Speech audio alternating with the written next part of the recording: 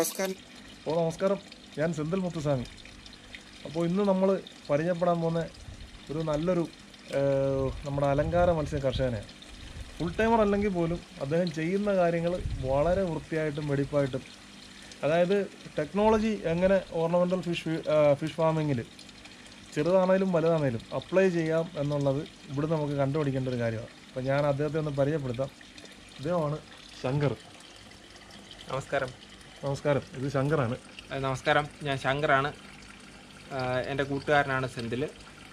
ഇവിടെക്കുള്ള കാര്യങ്ങളൊക്കെ സെന്തിൽ നിങ്ങൾക്ക് വേണ്ടി പറഞ്ഞു തരും.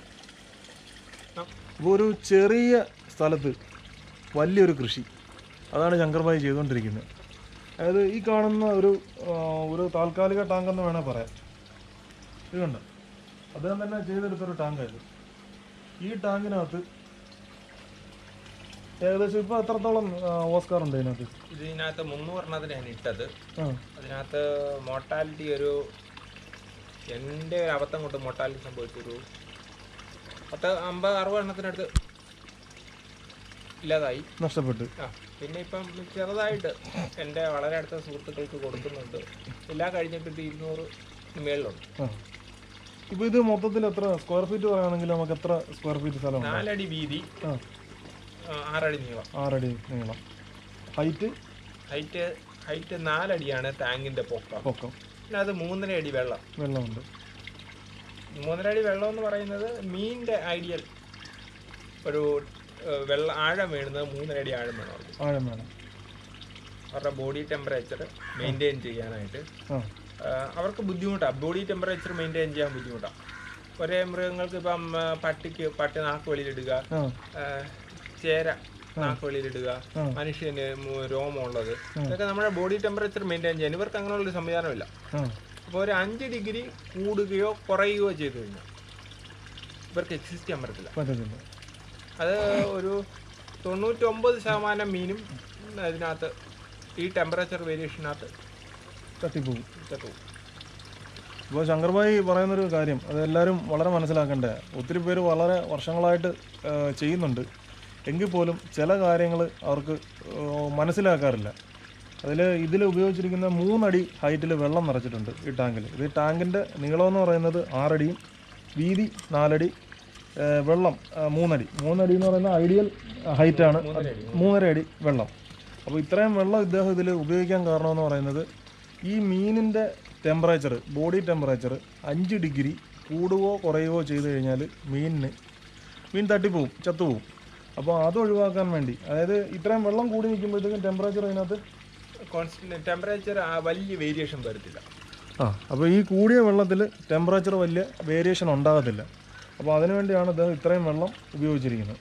അപ്പോൾ എനിക്ക് എൻ്റെ ഓരോ ഓർമ്മയിൽ തൊട്ട് ഇദ്ദേഹം ഇവിടെ മീൻ കൃഷി ചെയ്യുന്നുണ്ട്. അപ്പം വളരെ എക്സ്പീരിയൻസ് ഉണ്ട്. പക്ഷെ കുറഞ്ഞ ചെറിയ അളവിൽ ചെയ്ത് കൂടുതൽ സാമ്പത്തികം ഉണ്ടാക്കുക എന്നുള്ളതാണ് പുള്ളിയുടെ ലക്ഷ്യം. അപ്പോൾ ഈ ഒരു ടാങ്കിൻ്റെ സെറ്റപ്പിനെ കുറിച്ച് കൂടി അദ്ദേഹം പറഞ്ഞു തരും. ഇതിൽ കിടക്കുന്ന മീനുകൾ, അപ്പോൾ ഈ ടാങ്കിൻ്റെ ക്ലീനിങ് അല്ലെങ്കിൽ അതിൻ്റെ വാട്ടർ ചേഞ്ച്, മറ്റു കാര്യങ്ങളെക്കുറിച്ച് കൂടി ശങ്കർ ഭായി നമുക്ക് വിശദീകരിച്ച് തരും. വീഡിയോ എടുക്കുമ്പോൾ അതൊക്കെ വേണ്ടത്.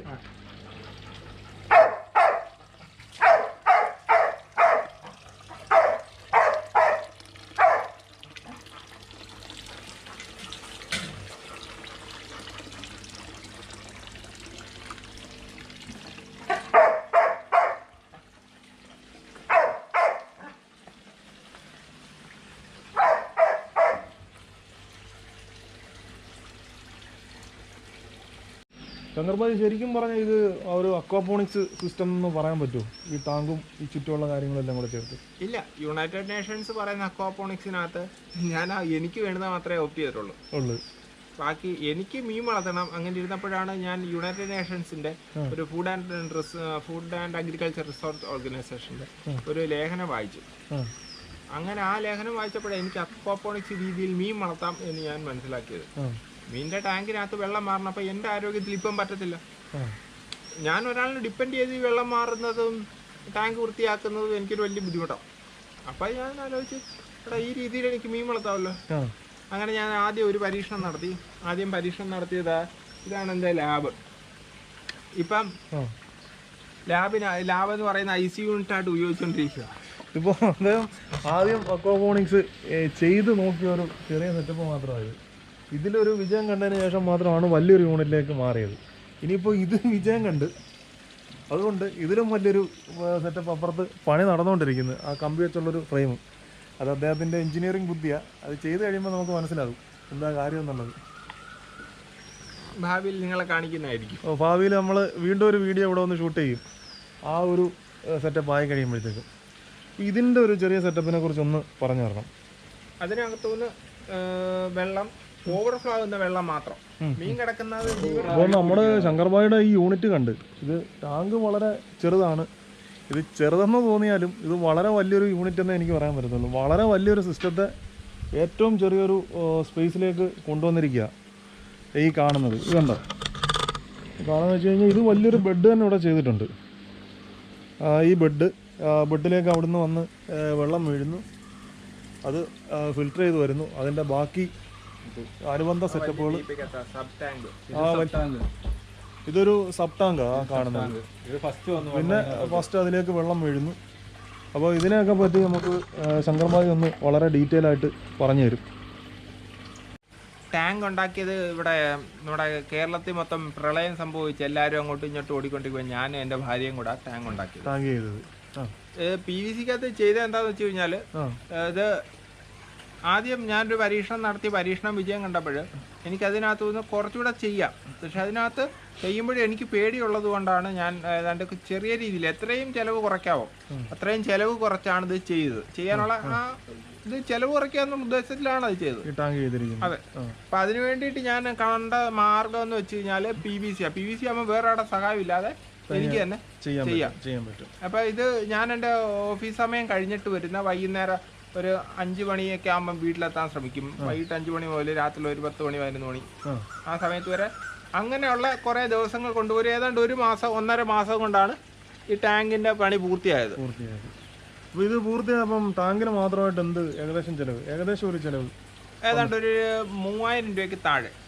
3000 രൂപയ്ക്ക് താഴെയാണ്. ഇപ്പോൾ ഇതിൽ എത്ര ലിറ്റർ വെള്ളം ഏകദേശം കയറും? ഇതിനകത്ത് ഏതാണ്ട് ഒരു 2600 ലിറ്റർ വെള്ളം കൊള്ളും. 2600 ലിറ്റർ വെള്ളം കൊള്ളുന്ന ഒരു ടാങ്ക് അദ്ദേഹം സ്വന്തമായിട്ട് അദ്ദേഹത്തിൻ്റെ പരിമിതികളൊക്കെ മറന്ന് പതുക്കെ ഇരുന്ന് ചെയ്ത് ഏകദേശം 3000 രൂപയ്ക്ക് താഴെ മാത്രമാണ് ആ ടാങ്കിന് ചിലവായിരിക്കുന്നത്. പിന്നെ അതിൻ്റെ അനുബന്ധ കണക്ഷനുകൾ കാര്യങ്ങളൊക്കെ ഉണ്ട്. അതും കൂടെ അദ്ദേഹം നമുക്ക് വേണ്ടി പറഞ്ഞുതരും. ഈ ടാങ്കിൽ നിന്ന് വെള്ളം പുറത്തേക്ക് എടുക്കുന്നത് ഓവർഫ്ലോ മാത്രമേ നമ്മൾ എടുക്കത്തുള്ളൂ. ഓവർഫ്ലോ എടുക്കാൻ കാര്യം എന്ന് വെച്ച് കഴിഞ്ഞാൽ ജീവനുള്ളത് അതിനകത്ത് കിടക്കുന്നത്. നമ്മൾ ഈ ടാങ്കിനകത്ത് ജീവനുള്ള ആൾക്കാർ കിടക്കുന്നതുകൊണ്ട് അതിനകത്ത് നിന്ന് ഓവർഫ്ലോ വെള്ളം മാത്രമേ വെളിയിൽ എടുക്കത്തുള്ളൂ. ഇത് ഞാൻ പറഞ്ഞതല്ല, ഞാൻ നേരത്തെ പറഞ്ഞല്ലോ, യുനെസ്കോയുടെ ബുക്കിനകത്തു നിന്ന് കിട്ടിയ ഒരു വിവരമാണ്. അപ്പം അങ്ങനെ എടുക്കുമ്പോൾ അങ്ങനെ ഓവർഫ്ലോ വരുന്ന വെള്ളം വെളിയിലെടുത്തിട്ട് നേരെ അങ്ങോട്ട് കാണിച്ചു കഴിഞ്ഞാൽ അതിനകത്ത് നേരെ വലിയ ടാങ്ക് അല്ലേ? അതെ. ഞാൻ നിൽക്കുന്ന വീപ്പയ്ക്കകത്താണ് ആദ്യം വെള്ളം വരുന്നത്. അതിനകത്ത് ഉപയോഗിക്കുന്ന മീഡിയ എന്ന് പറയുന്നത് പഴയ സാരിയുണ്ട്, അമ്മയുടെ 5 6 പഴയ സാരിയുണ്ട്. പിന്നെ പഴയ സാരി, ഗൾഫ് സാരി ഉണ്ടല്ലോ, പോളിസ്റ്റർ സാരി, പിന്നെ വല, പിന്നെ ഈ പച്ച നെറ്റ്, ഗ്രീൻ നെറ്റ്, ഈ നെറ്റ് ഇതൊക്കെയാണ് ഗ്രീൻ ഹൗസിൽ ഉപയോഗിക്കുന്ന നെറ്റ്. ഇതൊക്കെയാണ് അതിനകത്ത് ഉപയോഗിക്കുന്ന മീഡിയ. അതായത് വെള്ളത്തിൻ്റെ ഫിൽട്രേഷന് വേണ്ടി ഈ ഏറ്റവും ചെലവ് കുറഞ്ഞ മീഡിയം. അത് കേരളത്തിൽ വേറെ ആരും ഇത് ഉപയോഗിച്ച് കാണത്തില്ല. അദ്ദേഹത്തിൻ്റെ തലയിൽ ഉദിച്ച ബുദ്ധിയിൽ അത് ചെയ്തു, വളരെ സക്സസ് ആയി. പഴയ സാരി ഉപയോഗിക്കുന്നുണ്ട്, പഴയ വലകളല്ലേ, പഴയ വലകൾ. പിന്നെ ഇത്തരം ഗ്രീൻ നെറ്റ്. വല അധികം വലയില്ല, വല ഇതെല്ലാം ഇവരെല്ലാം സാരി എല്ലാം കൂടെ ഫ്ലോട്ട് ചെയ്ത് പോകാതിരിക്കാൻ ഒരു പാക്കിംഗ് ആയിട്ട് വല വെച്ചിരിക്കുന്നു. അപ്പോൾ അതിൽ നിന്ന് ഫിൽട്ടർ ചെയ്യുന്ന വെള്ളം തിരിച്ച് നമ്മുടെ ഗ്രോ ബെഡിൽ വരും. ഈ ഗ്രോ ബെഡ് അദ്ദേഹം ചെയ്തിരിക്കുന്ന ഈ ഗ്രോ ബെഡ് പുള്ളിയെ ബുദ്ധിമുട്ടിപ്പിക്കുന്നതെന്ന് പറഞ്ഞാൽ ഇതുണ്ടോ, ഇത് നോക്കാമല്ലോ. ഇതിനകത്ത് നിറയെ മെറ്റലായിട്ടേക്കുന്നത്. മെറ്റലും ഇതിൽ കൂടെ ആയിരിക്കും അല്ലേ? 1/2 ഇഞ്ച് 3/4 ഇഞ്ച് 2 മെറ്റലൂടെ ചേർത്തായിട്ടേക്കുന്നത്. ഇതിൽ അദ്ദേഹം ഇട്ടിരിക്കുന്നത് വെച്ച് കഴിഞ്ഞാൽ 1/2 ഇഞ്ചും 3/4 ഇഞ്ചും മെറ്റലുകൾ ചേർത്തിട്ടിരിക്കുക. ആ ചേർത്തിട്ടിരിക്കുന്ന മെറ്റലിൽ കൂടെ അതിലേക്ക് കയറി ഫസ്റ്റ് ഒരു ഫിൽട്രേഷൻ കഴിഞ്ഞില്ലേ നമ്മുടെ വെള്ളം വരുന്നത്? ഇല്ല, അതിനകത്ത് ശരിക്കും ഫിൽട്രേഷൻ അല്ല നടക്കുന്നത്. അതിനകത്ത് ശരിക്കും ഈ അഴുക്ക് ഇതിനകത്തുനിന്ന് വരുന്ന കട്ടിയുള്ള വേസ്റ്റ് അതിനകത്ത് സെറ്റിൽ ചെയ്തു. പിന്നെ അതിനകത്ത് ഈ മീഡിയ ഇട്ടേക്കുന്നതെന്ന് വെച്ച് കഴിഞ്ഞാൽ ബാക്ടീരിയകൾക്ക് തങ്ങാനുള്ള ബാക്ടീരിയകൾക്ക് കോളനി ഫോം ചെയ്യാനുള്ള ഒരു സ്പേസ് ആണ് ഇതിൽ. ബാക്ടീരിയക്ക് സ്പേസ് കൊടുക്കുക എന്നുള്ള മാത്രമേ അവിടെ ഉദ്ദേശമുള്ളൂ. പിന്നെ എയറേഷനോ മറ്റു കാര്യങ്ങളോ ഒന്നും വേണ്ട, അതിൻ്റെ ഒന്നും ആവശ്യമില്ല. ബാക്ടീരിയൊക്കെ നോർമലി വളർന്നോളും. പിന്നെ അതിൽ നിന്ന് വെള്ളം നേരെ ഈ ഗ്രോ ബെഡിനകത്ത് വരുന്നു. ആ ഫസ്റ്റ് ടാങ്കിൽ വന്നതിന് ശേഷം വെള്ളം നേരെ ഗ്രോ ബെഡിൽ വരുന്നു. ഗ്രോ ബെഡ് വരുമ്പോൾ തന്നെ വെള്ളത്തിനകത്തുള്ള അമോണിയ ഏതാണ്ടൊരു ചെറിയ രൂപമാറ്റമൊക്കെ വരുത്തിയാണ് ഗ്രോ ബെഡിലെത്തുന്നത്. ഗ്രോ ബെഡിലും ഈ അമോണിയയെ നമുക്കല്ല ചെടിക്ക് ആവശ്യമായിട്ടുള്ള നൈട്രജൻ ആക്കാനുള്ള സംവിധാനങ്ങൾ, ബാക്ടീരിയ എല്ലാം ഈ ഗ്രോ ബെഡിലും വളരുന്നുണ്ട്. അങ്ങനെ ഗ്രോ ബെഡിൽ വരുന്ന വെള്ളം പിന്നെ ഈ ഗ്രോ ബെഡിൽ ആ സൈഡിലാണ് വരുന്നത്. അവിടെ നിന്ന് അരിച്ച് ഇവിടെ കാണുന്ന ഈ താഴെ കാണുന്ന ചെറിയ ടാങ്കിൽ വരുന്നു. ഈ ചെറിയ ടാങ്കിൽ നിന്ന് ഒരു ചെറിയ മോട്ടർ ഉപയോഗിച്ച് ഒരു മണിക്കൂറിലാണ്ട് 1500-2000 ലിറ്റർ വെള്ളമൊന്നുമില്ല, അത് ചെറിയൊരു മോട്ടർ വെച്ച് വീണ്ടും വെള്ളം പമ്പ് ചെയ്ത് ഇതിനകത്തേക്ക് ഒഴിക്കുന്നു. ആ ഒഴിക്കുന്ന വെള്ളത്തിനനുസരിച്ച് ഓവർഫ്ലോ മാത്രം ഇങ്ങനെ സർക്കുലേറ്റ് ചെയ്തുകൊണ്ടേയിരിക്കും. നമുക്കിതിന് പ്രത്യേകിച്ച് വാട്ടർ ചേഞ്ച് വല്ലതും വേണം ഈ ടാങ്കിൽ? ഇതിനകത്ത് നിലവിൽ ഞാനങ്ങനെ വെള്ളം മാറ്റി കൊടുക്കേണ്ട ഒരു അവസ്ഥ വന്നിട്ടില്ല. പിന്നെ ഇടയ്ക്ക് അവിടെ ക്ലീൻ ചെയ്യാനൊക്കെ ആയിട്ട് തുറന്നു വിട്ട് വെള്ളം കുറയുമല്ലോ, കുറയുന്ന വെള്ളം കൂടുതലായിട്ട് ആഡ് ചെയ്യും. അപ്പോൾ ഈ ഒരു സെറ്റപ്പിനകത്ത് നമ്മൾ വാട്ടർ ചേഞ്ച് പ്രത്യേകിച്ച് ചെയ്യേണ്ട കാര്യമില്ല. എപ്പോഴെങ്കിലും ഏതെങ്കിലും കാരണവശാൽ വെള്ളം കുറയുകയാണെങ്കിൽ ആ വെള്ളത്തെ അദ്ദേഹം ആഡ് ചെയ്ത് കൊടുക്കും. വളരെ സിമ്പിൾ ഒരു യൂണിറ്റ്, വളരെ സിമ്പിൾ ഒരു ടെക്നോളജി എന്ന് പറയാൻ പറ്റുമോ ഇതിനെ? തീർച്ചയായിട്ടും ടെക്നോളജി വളരെ സിമ്പിളാണ്. അപ്പം ചെറുതായിട്ട് തുടക്കക്കാർക്ക് ആർക്കെങ്കിലും ഇത് ചെയ്ത് വിജയിപ്പിക്കണമെങ്കിൽ താങ്കളുടെ അഭിപ്രായത്തിൽ, ശങ്കർജിയുടെ അഭിപ്രായത്തിൽ എന്തായിരിക്കും? ഒരു 1000 രൂപ വേണ്ട. ഞാൻ ആദ്യം ചെയ്ത് നോക്കിയ എൻ്റെ ലാബ് ഇപ്പോഴും അപ്പുറത്ത് വർക്കിംഗ് ആണ്. ആ ലാബ് കാണാം. അപ്പം ആദ്യം ചെയ്ത ഒരു എന്താ അതിന് പറയുന്നത്, ഒരു പരീക്ഷണാടിസ്ഥാനത്തിൽ ചെയ്തു നോക്കി വിജയം കണ്ടതിന് ശേഷം മാത്രമാണ് വലുതിലേക്ക് അദ്ദേഹം കൈവച്ചത്. പുള്ളി എല്ലാ കാര്യങ്ങളും അങ്ങനെ. അപ്പോൾ ആ ഒരു ചെറിയ സെറ്റപ്പും കൂടെ നമുക്ക് കാണാം. അപ്പോൾ ശങ്കർജിക്ക് ഇങ്ങോട്ട് എത്താനൊരു ചെറിയ ബുദ്ധിമുട്ടുണ്ട്. പക്ഷെ ആ ബുദ്ധിമുട്ടൊക്കെ വെറും നമ്മളെക്കാൾ 100% ആക്റ്റീവാണ് എല്ലാ കാര്യങ്ങളിലും. അദ്ദേഹം അറിയപ്പെടുന്ന ഒരു നമ്മുടെ ലാപ്പ് ടെക്നീഷ്യൻ കൂടെ. പഠിച്ച ബിടെക്കായിരുന്നു? ഡിപ്ലോമ. ഏതായിരുന്നു? കമ്പ്യൂട്ടർ സയൻസിൽ ഡിപ്ലോമ ഉണ്ട് അദ്ദേഹം.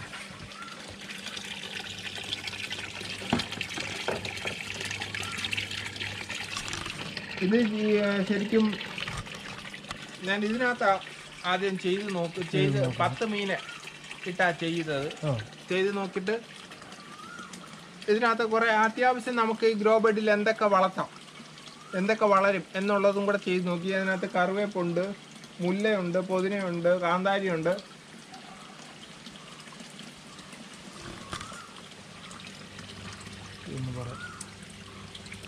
ഇതുണ്ടോ ഈ നമ്മളപ്പുറത്ത് കണ്ട വലിയ യൂണിറ്റിൻ്റെ നഴ്സറി എന്ന് പറയാൻ പറ്റത്തില്ല, പുള്ളി പറഞ്ഞു വിട്ട് ലാഭം തന്നെ. ഈ ഒരു ചെറിയ യൂണിറ്റ് ചെയ്ത് അതിൻ്റെ പ്രവർത്തനങ്ങൾ നിരീക്ഷിച്ച് സക്സസ് ആക്കിയതിന് ശേഷം മാത്രമാണ് പുള്ളി വലുതിലോട്ട് പോയത്. അപ്പോൾ ഇതിൽ പുള്ളി ഒരു ബെൽസൈഫൺ എന്ന് പറയുന്നൊരു കാര്യത്തെക്കുറിച്ച് പറയുന്നുണ്ട്. അത് കേട്ട് മനസ്സിലാക്കേണ്ട കാര്യമാണ്. ബെൽസൈഫണെ കുറിച്ച് പറയും. ബെൽസൈഫൺ എന്ന് പറയുമ്പോൾ നമ്മുടെ ഈ വെള്ളം, ഈ ടാങ്കിലുള്ള വെള്ളത്തിനെ ഗ്രോ ബെഡിൽ എത്തിക്കണം. ഗ്രോ ബെഡിൽ എത്തിക്കുമ്പോൾ ഗ്രോ ബെഡിനകത്ത് 3 തട്ടായിട്ടാണ് വെള്ളം അതിനകത്ത് ക്രമീകരിക്കുന്നത്.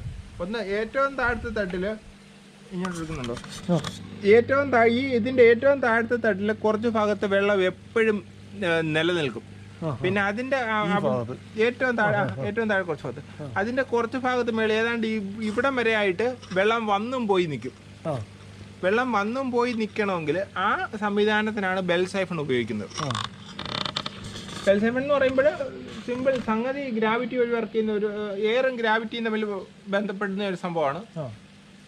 വെള്ളം ഈ മോട്ടർ വെള്ളം അടിച്ച് ഇതിനകത്ത് നിറയ്ക്കുന്നു, മേളി വരെ വരുമ്പോൾ പിന്നെ ഗ്രാവിറ്റി വർക്ക് ചെയ്യാൻ തുടങ്ങും. ബെൽസൈഫണിന്റെ ഹൃദയനാടി എന്ന് പറയുന്ന സംഭവം ഇതാണ്. ഇതിനകത്ത് ഈ പൈപ്പൊക്കെ ഞാൻ വെച്ചിരിക്കുന്നത് വെച്ച് കഴിഞ്ഞാൽ ആ പൈപ്പ്, അതായത് ഈ വെള്ളത്തിന് ഇവിടെ ഈ താഴെ കൂടെ വരുന്ന വെള്ളം ഉണ്ടല്ലോ, ഇതിലെ കൂടെ വെള്ളം വരുന്നത്, ഈ താഴെ കൂടെ വരുന്ന വെള്ളത്തിനെ കുറച്ച് ദൂരത്തേക്ക് ഇങ്ങനെ കൊണ്ടുപോവുക. അതായത് ഇവിടുന്ന് ഇങ്ങേ അറ്റത്തേക്കൊക്കെ കൊണ്ടുവരാൻ ശ്രമിച്ചു കഴിഞ്ഞാൽ ബെൽ സൈഫൺ വർക്ക് ചെയ്യത്തില്ല. അങ്ങനെ വർക്ക് ചെയ്യണമെങ്കിൽ എയർ എടുക്കാനും ഉള്ള സംവിധാനം നമ്മൾ പ്രത്യേകമായിട്ട് പുറത്തുനിന്ന് കൊടുക്കണം. അതിനായി ഈ ഒരു പൈപ്പ് വെച്ചിരിക്കുന്നത്. ഇപ്പോൾ ഇതിന് വെള്ളം നിറയുമ്പോൾ ഇല്ല ഗ്രാവിറ്റി വഴി ഈ നമ്മൾ ഞാൻ എടുത്ത് കാണിച്ച ആ പൈപ്പ് ഗ്രാവിറ്റി ഹോൾഡ് ചെയ്ത് വെച്ചിരിക്കുകയാണ്. വെള്ളം നിറയുമ്പോൾ മേളിലൊരു ചെറിയ വാക്വം ഉണ്ടാവും. അതിൻ്റെ ആ പൈപ്പിൻ്റെ മേൽഭാഗത്തൊരു ചെറിയ വാക്വം ഉണ്ടാവും. ആ വാക്വം രക്ഷപ്പെടാനുള്ള ഒരേ ഒരു സ്ഥലമായിട്ട് ഈ പൈപ്പിനെ ചെറുതായിട്ട് മേളോട്ട് പൊക്കും. ആ പൊക്കുന്ന പൊക്കല് ഈ വെള്ളം ഈ ബെൽ സൈഫിൻ്റെ ഞാൻ എടുത്തു കാണിച്ച പൈപ്പിനകത്തൊരു ചെറിയ പൈപ്പ് വെച്ചിട്ടുണ്ട്. അത് നമുക്ക് ഇതിൻ്റെ ബെഡ്